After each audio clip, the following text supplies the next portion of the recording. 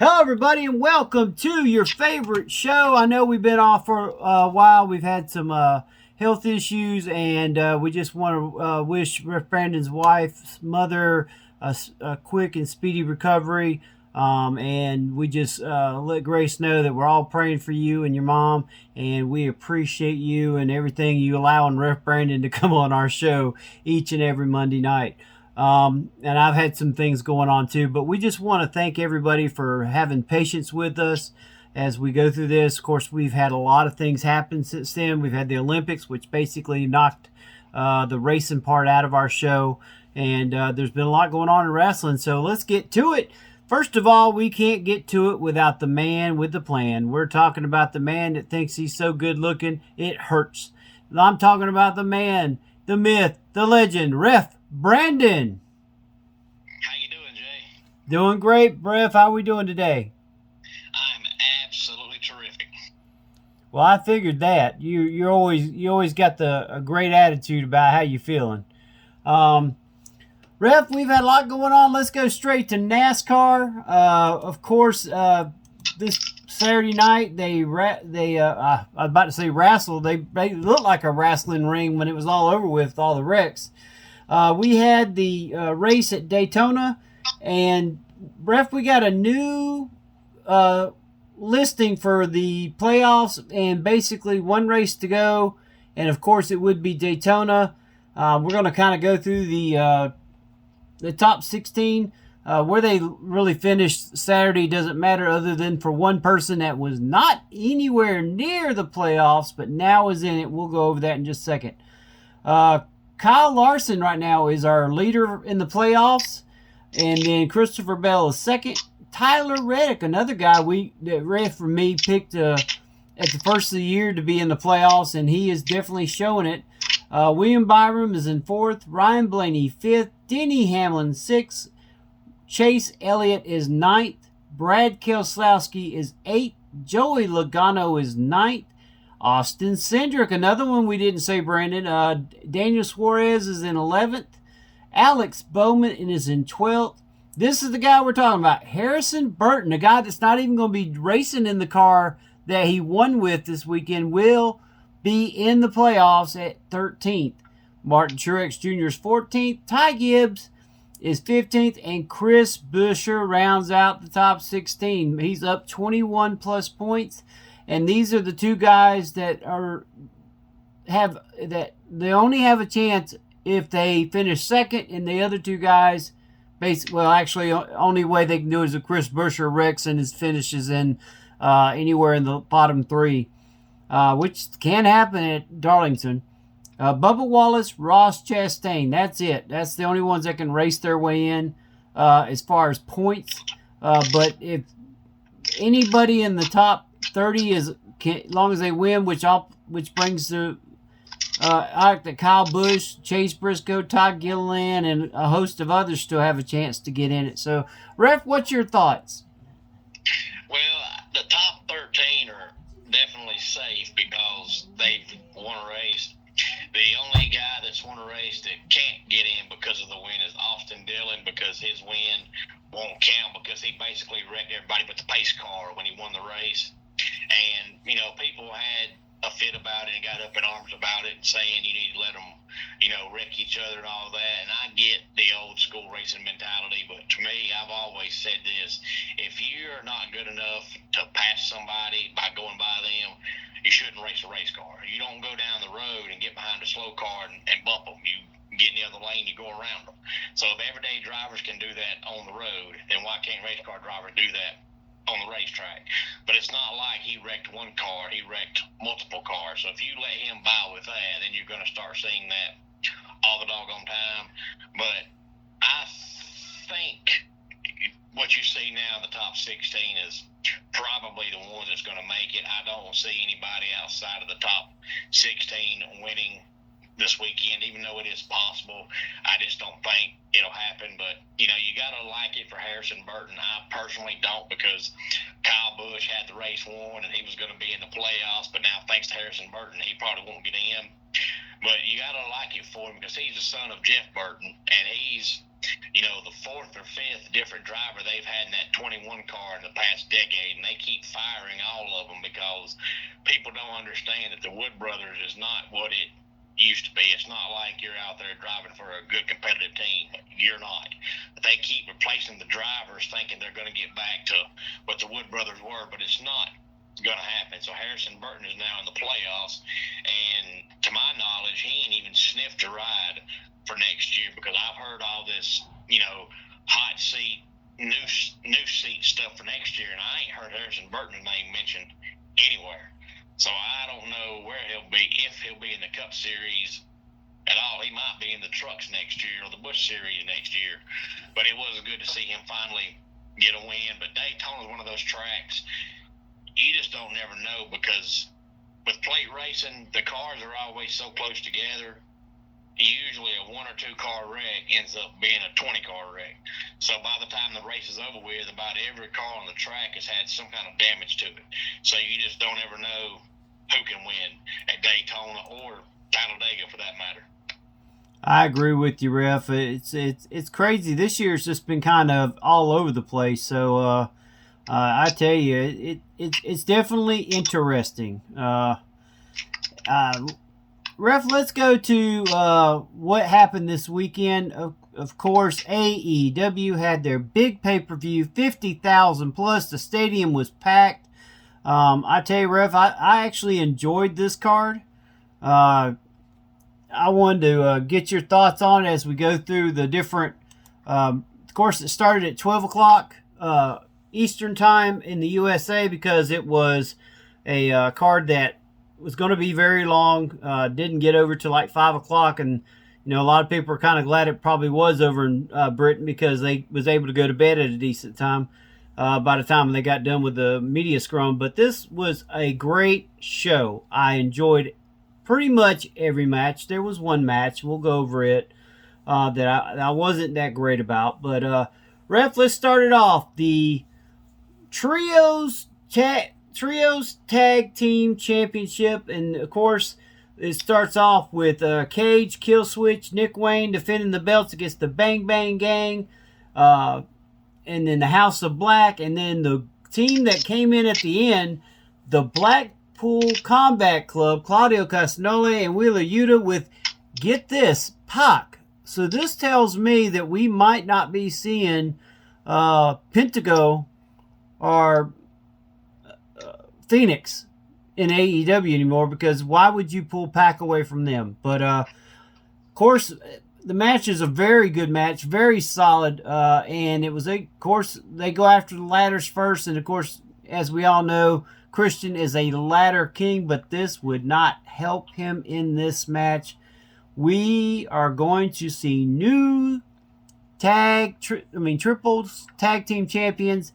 And we're talking about Pac with the Blackpool Combat Club. What were your thoughts, Ref?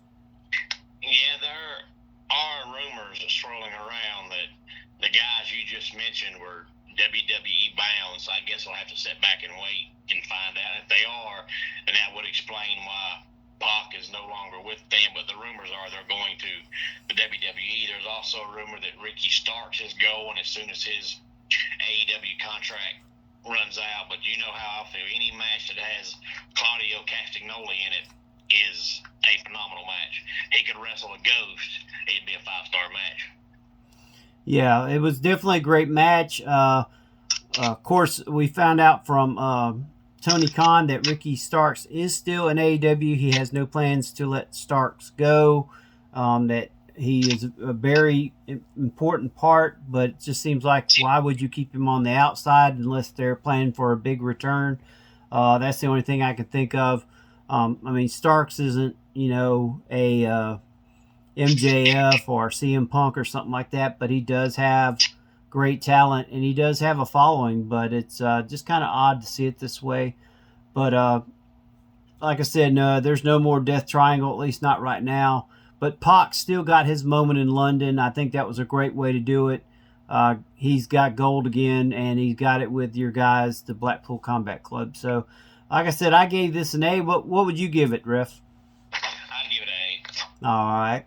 All right, next up is Timeless Toni Storm defending her AEW's world title against Mariah May. And this was a very violent match.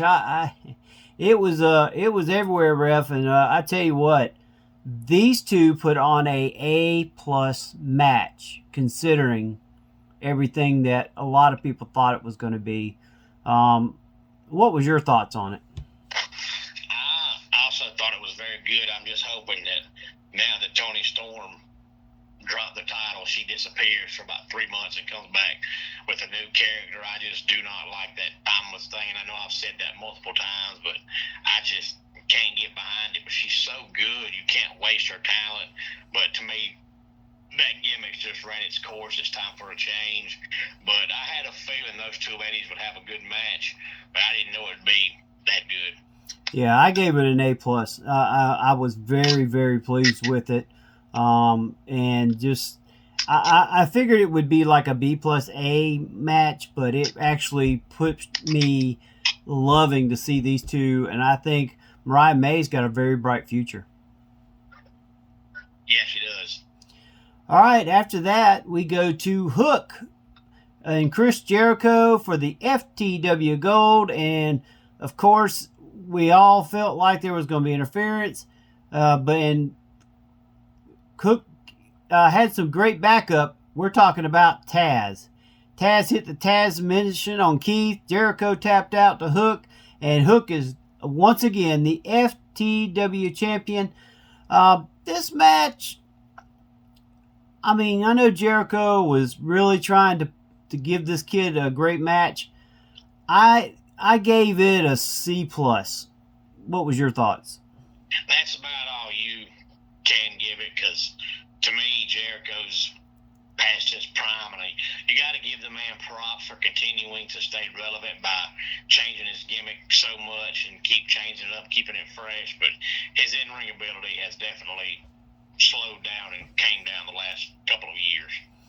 Yeah, a lot of people are saying that you need to keep Hook away from Jericho, put him in a real feud. I agree with that. I think Hook needs to get back his following that he had. A lot of people have, that's the only problem about some of these AEW stars going into hiding for a while, is you lose a lot of the momentum that you carried with fans. And when Hook went away, like on 2 different occasions, it was like the fans are like, is he going to come back? When is he going to leave? I mean, it was always something. So this match, kind of disappointing, but we go to the next match, and I thought this match was going to be awful at first, because lately the Young Bucks have not given the fans what they deserve.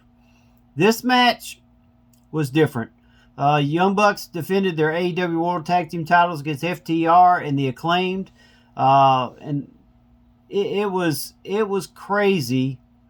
Of course, what happened is the Young Bucks were able to retain their titles. It started slow, and then it got better, and then, of course, the Bucks retained with an EVP trigger. What was your thoughts on this one, Brandon? Well, I've never been a fan of the Young Bucks. I never have. Even when they were in TNA, I've just never liked them. To me, they've always tried too hard to be the younger Hardy Boys, and I've just never liked them. And I was reading articles in the last couple of weeks talking about how people are thinking that the Young Bucks have hurt AEW, especially this new gimmick they have now, where they're supposed to be the head honcho bosses, and they have the tag team belts, and they never defend them. So you've pretty much destroyed your tag team division because they never wrestle. But Sunday night was a good match. But I mean, you look at the guys they're in the ring with, and of course it's going to be a good match. Yep, I agree with that. I gave it a grade A. What was yours? A minus. Okay, that we're in the same range. I mean, I was a low A, so if we're using the school scales. All right, then we go to the Casino Gauntlet match, and this one was crazy. And of course, we had some great surprises. The first one, Nigel McGuinness. That's right, Nigel McGuinness returns to the ring. This was something I didn't expect. I had heard rumors that he was working out, trying to get himself better, but they never said nothing about a return to the ring. Ref, what was your thoughts on Nigel?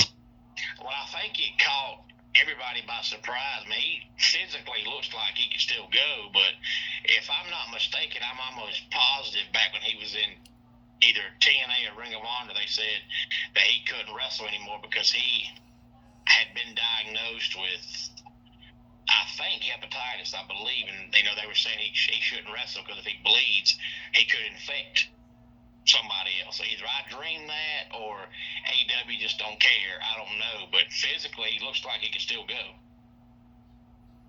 Yep, I agree. And another one that, of course, we'll just go down the row. Orange Cassidy and Kazuchika Okada started the match. Nigel McGuinness came out third. I think that was on purpose because they knew that he wasn't going to last very long. He did last quite a bit, but then Kyle O'Reilly came out, and then another one, Zack Sabre Jr. showed up. That was another one that we had heard rumors, but there was nothing that was concrete, so it was good to see him come out. Roderick Strong was next, followed by Mark Briscoe.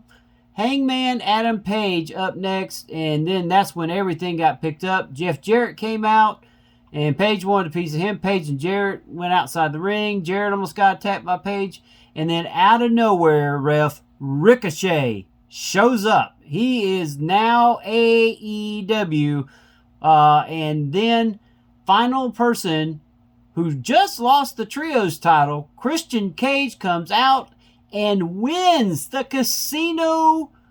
I mean, this was crazy. He actually won it.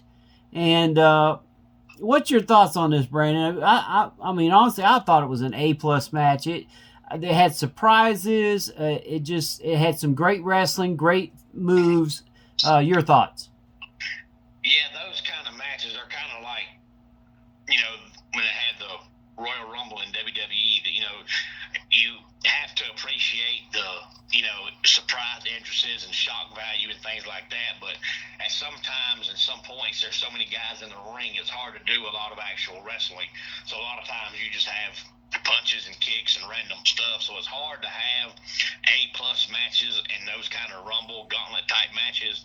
But I thought the match was really good. Oh, yeah, it definitely was. And, of course, my guy won. So it's getting an A+ for me. What do you say? I'll give it A+. All right, that's what I'm thinking. It just was a great match. And next up is another match that was great. These two should wrestle more. I know they're not going to do it that much more. I think they're going to send MJF after something else. But Will Ospreay dethrones MJF and is now the new AEW International title, as that title is brought back. No more American title.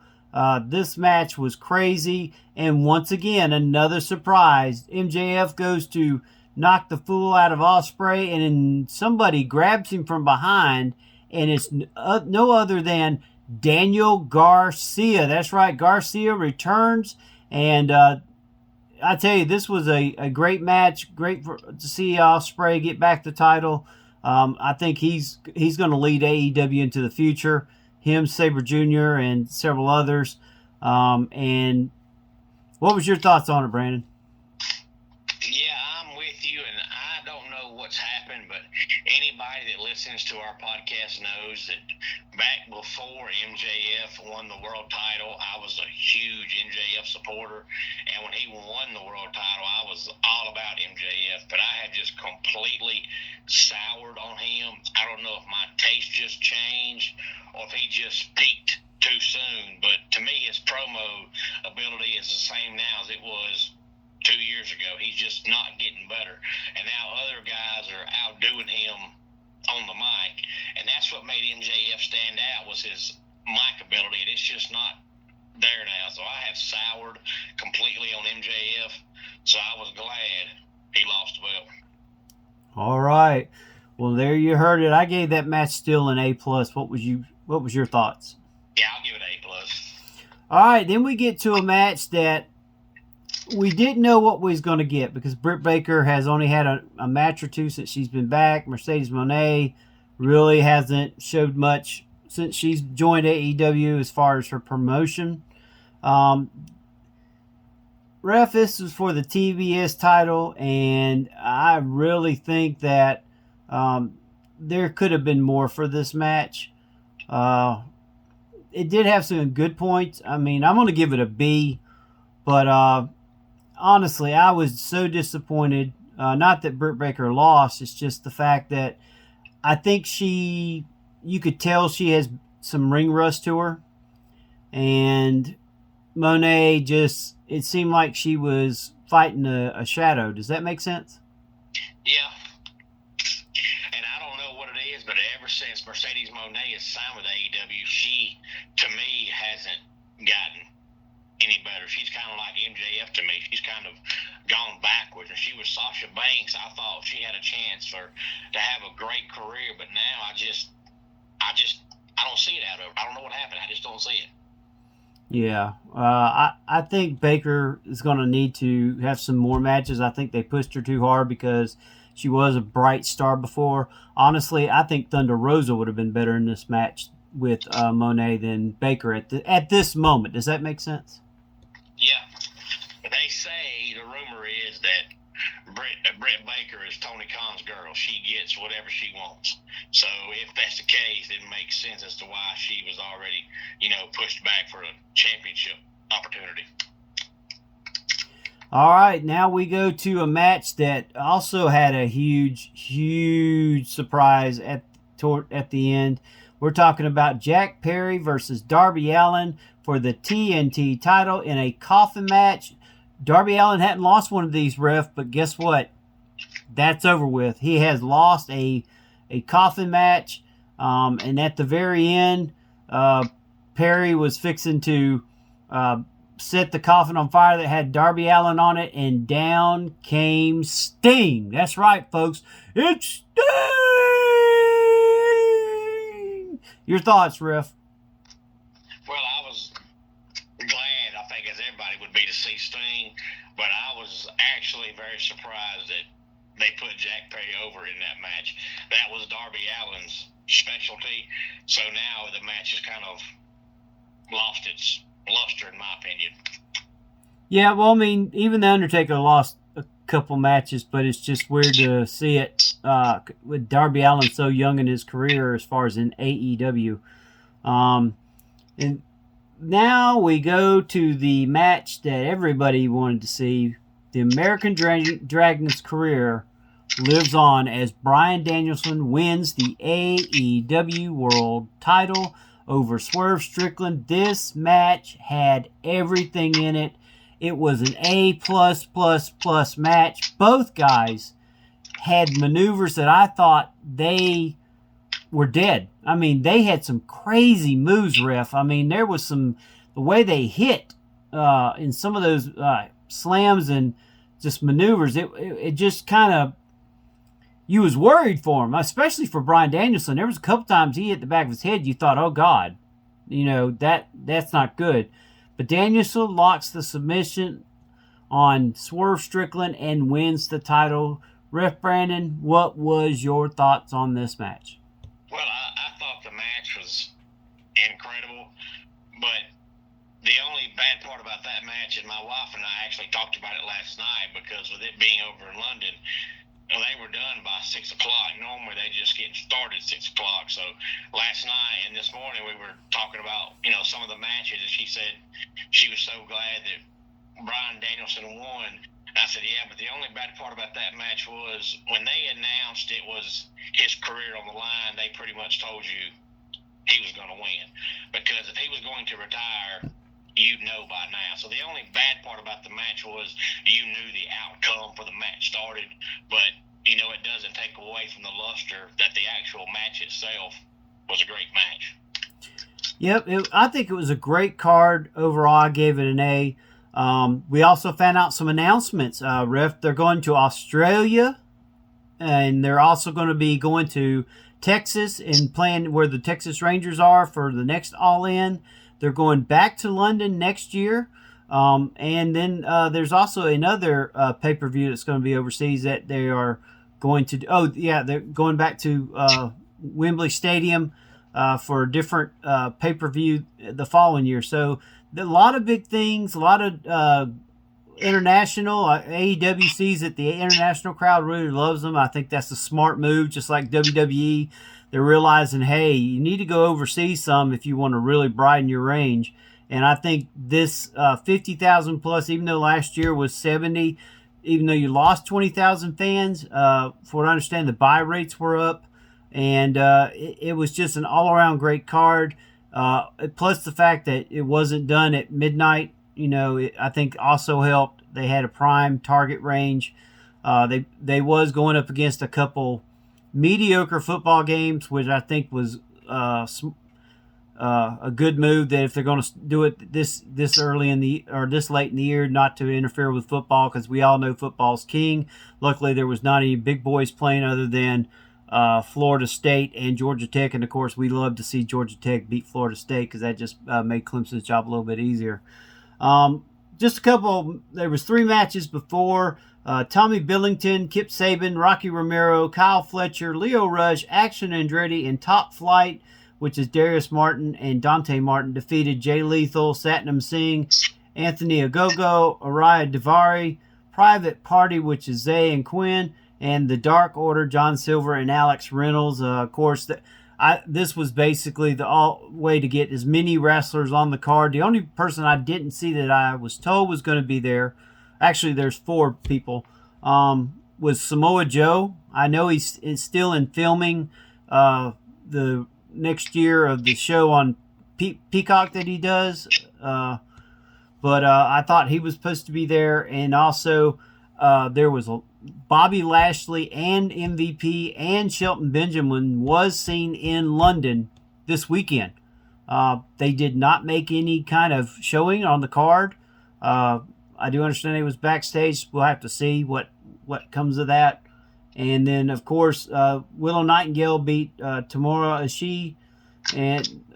Willow Nightingale and Tamura Ishii defeated Chris Statlander and Stokely Hathaway. Basically a scrub match. And then right before the pay-per-view started, we saw Dustin Rhodes, Sammy Guevara, who I'm glad is back, Kazuya Shibata, and the Von Erichs, Marshall and Ross Von Erich, defeating the Undisputed Kingdom, Matt Tavern, Mike Bennett, in the Cage of Agony, Brian Cage, Bishop Khan, and Toa Leono. You get a chance to see those matches, Ruff?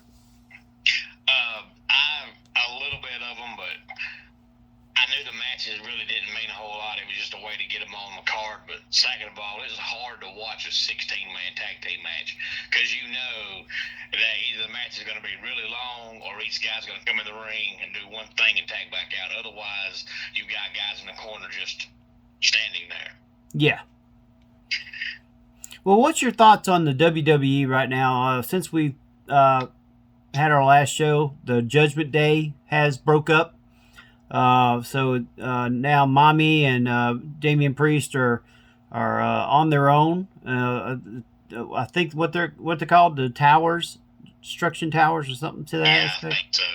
And you still, I guess, Finn Balor is now the leader of this new Judgment Day little faction they have going on. But all this is a way to be able to continue the storyline between, Liv Morgan and Rhea Ripley without it being Liv versus Rhea every single show. This way you've got Damian and Dom involved in it, as well, so it can keep going because they're probably the 2 best female wrestlers that you have right now. So you'd be dumb not to have them feud, but you can't just have Liv versus Rhea every single week, every single month. You've got to throw a wrench in there somewhere. And that's what they've done, which I'm fine with that. But, this week you have the Bash in Berlin or Clash in Berlin, whatever they're calling it. So tonight's Raw is basically going to be, the final build-up to that show. But, with Sid Vicious passing away today, I don't know if they're really going to do anything at all except for, show his face on the big screen when it comes on. But, back in the day, Sid Vicious was a really great wrestler for a big man. He never did get the notoriety he deserved because everybody just remembers him breaking his leg on Monday Nitro in that match with Scott Steiner, which basically just, for the most part, killed his career. And there was other times that he quit because he wanted to play softball and just got mad and walked out. So, every time he started getting pushes, he would disappear. But if you just watch his in-ring skills, he was actually a really good wrestler for a big man back in the day. But he wrestled at the time when you had, Big Van Vader and The Undertaker and all the other big men. So nobody thought about Sid, but he was a good wrestler, whether he was Psycho Sid or Sid Vicious or Sid Justice or whatever you want to call him. Yep, or Jason. Early in his career, he was Friday the 13th guy, Jason. That's when he first took on Kane. The guy that plays Kane now, or played Kane, Glenn Jacobs, remembered Sid in that. And then, of course, Roman Reigns has returned, and now the attention is who's going to return with Roman. Is it going to be the Usos? Is it going to be several other of the Samoan squads? What's your thought on this storyline?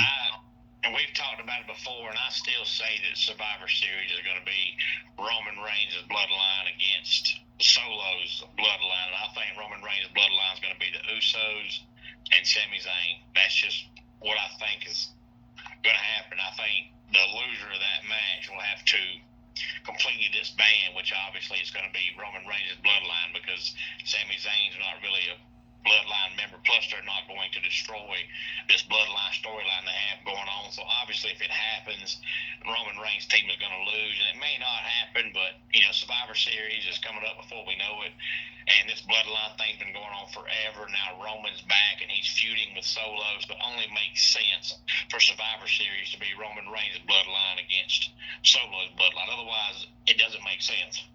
I kind of agree with you. Well, Ref, I know you haven't been able to do any shows lately. Like we mentioned it before, your wife's mother, it needs care, and she's been there as much as she can. Is there any dates that you're? Is it just going to be one of those things right now that you're playing it by ear? I am, and this Saturday will be our 5th Saturday. So SWA is running. And I was originally going to miss this Saturday, too, just to give my wife more time with her mother. But I missed the last SWA show because of that. Plus, one of our referees got killed in a car wreck last week. Oh, my Lord.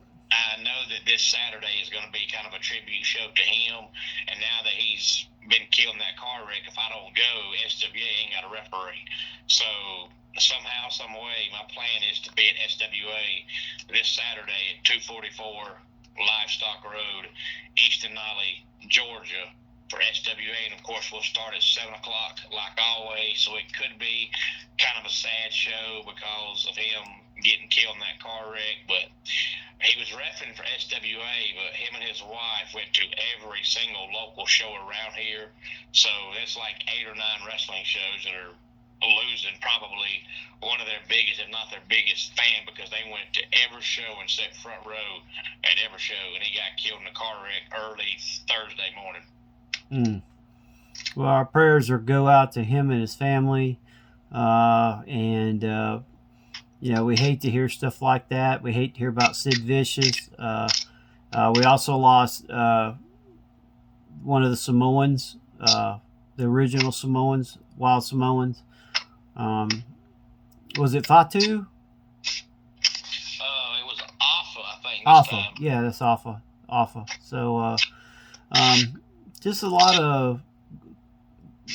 I remember all these guys because I've been around on this earth, 50 plus years, and you hate to hear stuff like this. But anyway, we want to end this thanking our sponsors, of course. Our main sponsor, of course, is The Point RV at Lake Hartwell. We want to thank all the ladies and gentlemen there that everything they do for us. They will be down there for the NC State versus Clemson prep rally. We'll be staying out there that weekend. We'll be having our new TGFF Game Day podcast. Will be there. If you haven't seen it, it's live. It's on greenvillesportsmedia.com. You can watch it. It's the replay. It goes live every Saturday morning at 8 o'clock, so we appreciate if you go to that. Also, we want to thank Arden's Burger and Grill in Central South Carolina. Pepsi Cola. If you notice my hat, I'm wearing the Cowboy Revolution hat. I love it. Go to cowboyrevolution.com, use code GSM, and receive 15% off your order. Also, we want to thank TrueVictory.com. If you use code GSM on you can also save 15% on your order. We also Jesus Seeks is also a new line that we'll be carrying. Homefield, also Upstate Physical Therapy, Clemson Wine Bar. We want to thank each and every one of our sponsors. Ref, tell them where they can find you each and every day. Find me on YouTube each and every day. Ref Brandon and the Todd family. It's 6 words, and make sure you spell out the word. And it's mainly a college football and wrestling channel, especially now with college football being back. But I do occasionally talk baseball, basketball, NASCAR, and then I do top 10 countdowns that could not even be about sports whatsoever. You just never know. All right. Well, we appreciate all of our fans being nice to us, and hopefully you'll come back and support us here. We appreciate you. We appreciate Ref Brandon and his time that he gives to us each and every week. We also will be having a special guest join us from time to time. Sheridan Jones, former Clemson cornerback, is now with Team Penske. That's right, Team Penske up in North Carolina. He's going to be joining our own Orange Shades podcast on Fridays, and he will drop in from time to time to be on our show to talk a little NASCAR. So we're looking forward to that. We'll also be talking to some local drivers from the Anderson Speedway, and hopefully also getting a couple Busch and NASCAR drivers. We're still in negotiations for that too. All right, Ref. Well, I appreciate you coming on, and you have a blessed day. We want to thank all of our listeners for joining us here on Rasslin and Racin, your favorite show for Rasslin and Racin. Check us out on the Fanboys YouTube channel. Thanks for listening.